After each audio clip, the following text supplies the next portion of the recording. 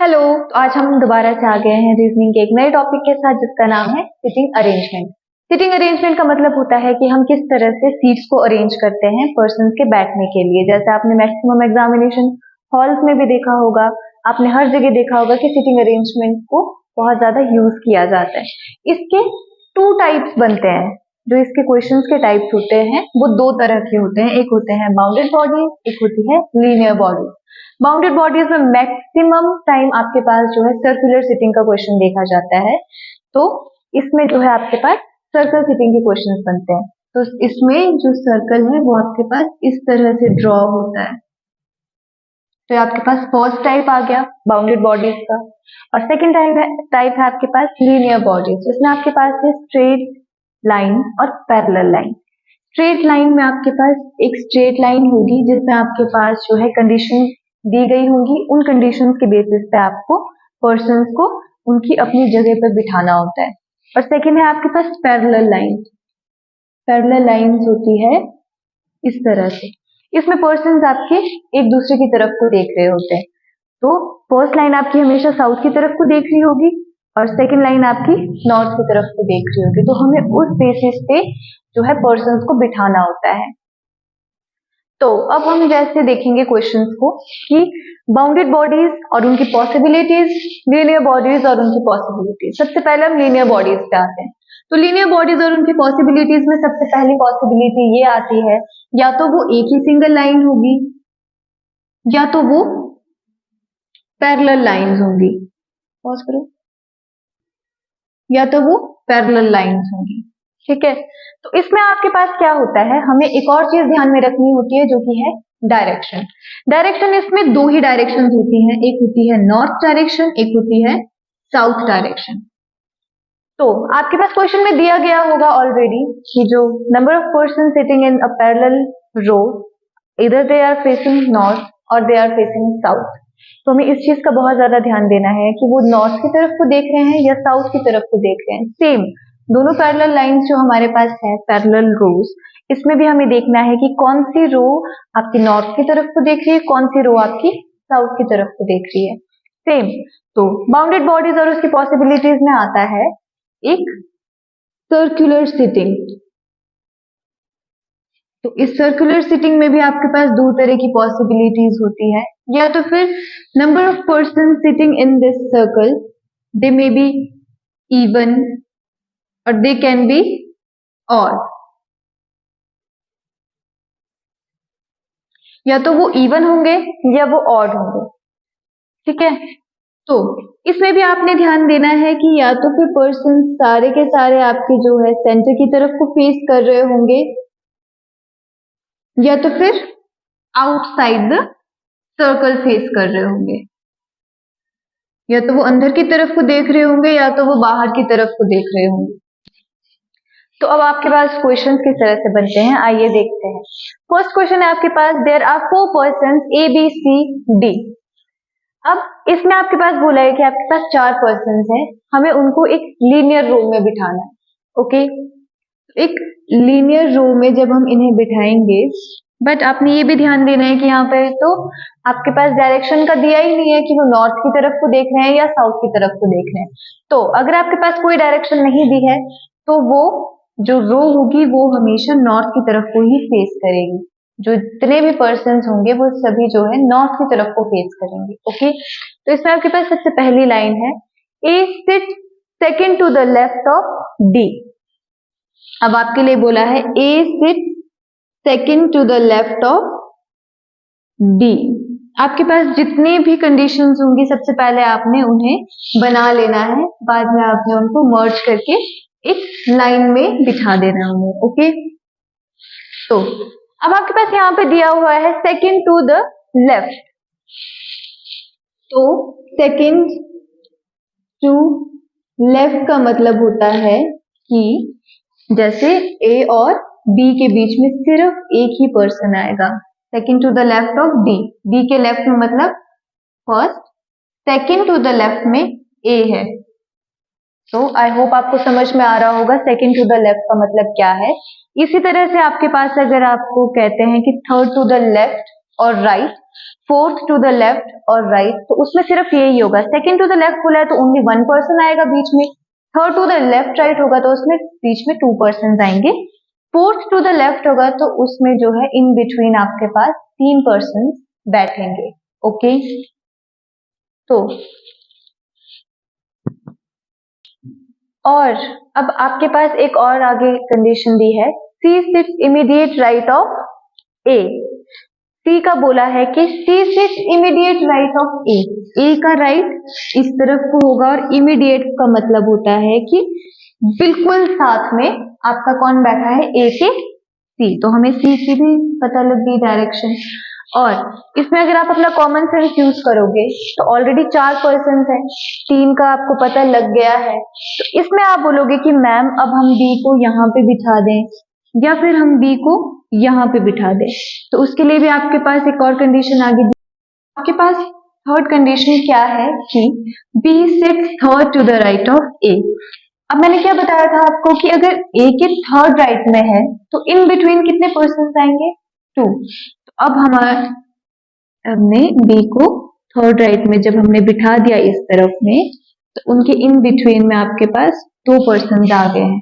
तो आपकी तो लीनियर अब पूरी कंप्लीट हो गई है, जैसे ए, सी, डी एंड डी। बट जब आपका डायग्राम पूरा हो जाए, जब आप उनको बिठा दो, तो आप एक बार फिर से कंडीशन को सेटिस्फाई जरूर कर देना। तो अब सेकंड क्वेश्चन की तरफ को ध्यान देते हुए हम इस क्वेश्चन को सॉल्व करेंगे। तो सबसे पहले आप देख सकते हैं 6 friends A B C D E and F are sitting in a row facing north. अब इसमें आपको डायरेक्शन दी हुई है कि जो 6 पर्सन हैं वो आपके नॉर्थ की तरफ को देख रहे हैं। ओके, तो उसमें सबसे पहली कंडीशन आपके पास ये है कि A is second left of B. A आपकी सेकंड लेफ्ट ऑफ बी है। मैंने अभी बताया था आपको सेकंड टू द लेफ्ट या राइट हो तो उनके इन बिटवीन आपका एक पर्सन बैठेगा।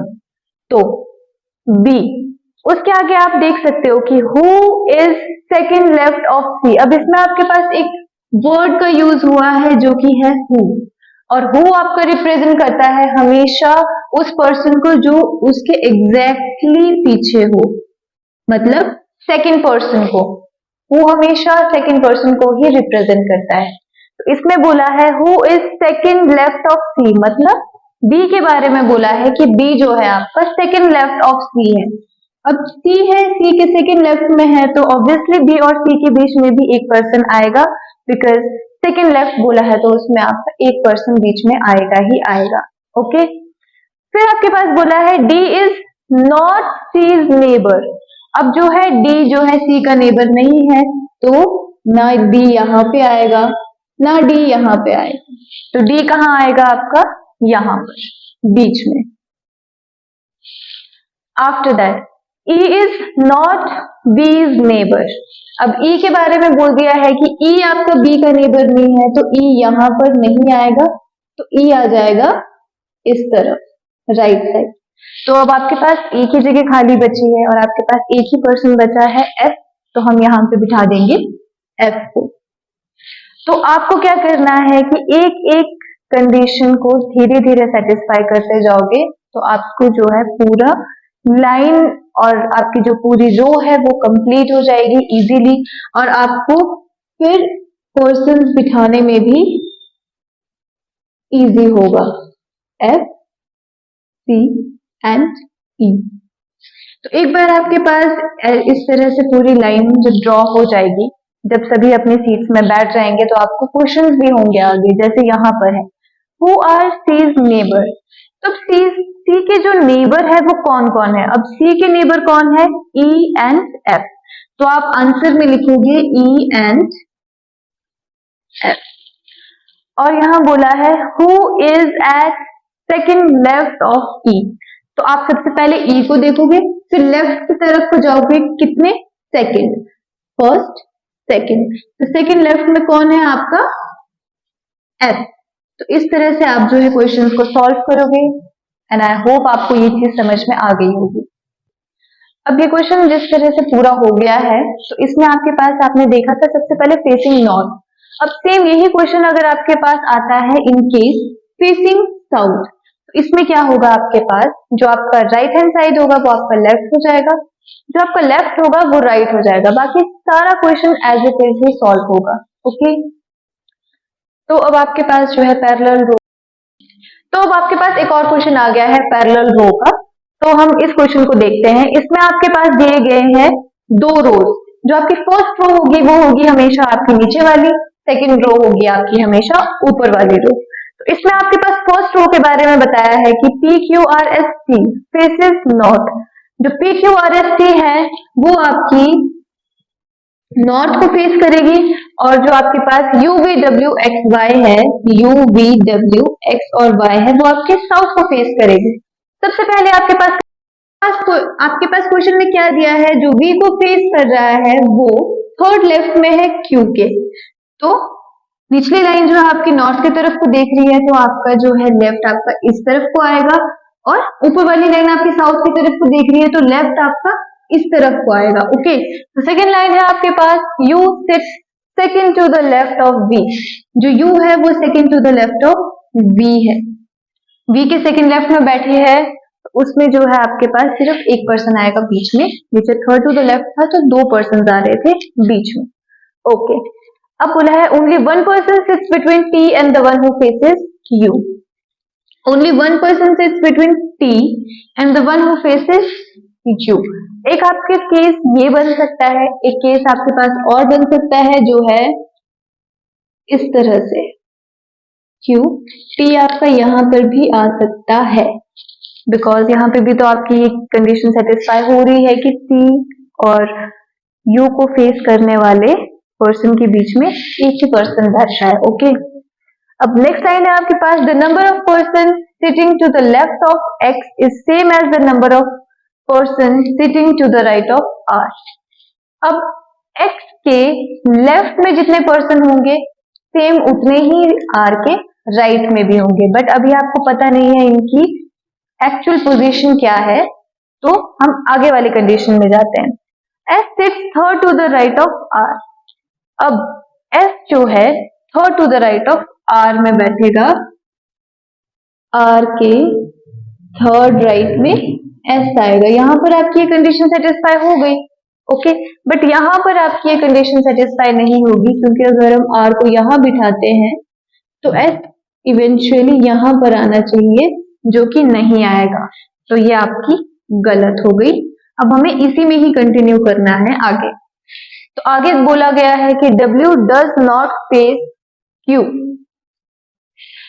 अब आपके पास यहाँ पे दो और जगह है, ठीक है, तो इसमें बोला है कि यहाँ पर तो W नहीं बैठेगा, तो W या तो यहाँ बैठेगा या तो यहाँ बैठेगा, बट आपके पास पीछे कंडीशन थी कि X के लेफ्ट में जितने होंगे R के राइट में उतने ही लोग होंगे। ओके, तो R के राइट में अगर 3 है तो X के लेफ्ट में भी 3 ही होंगे, तो X आपका यहाँ पर आ जाएगा।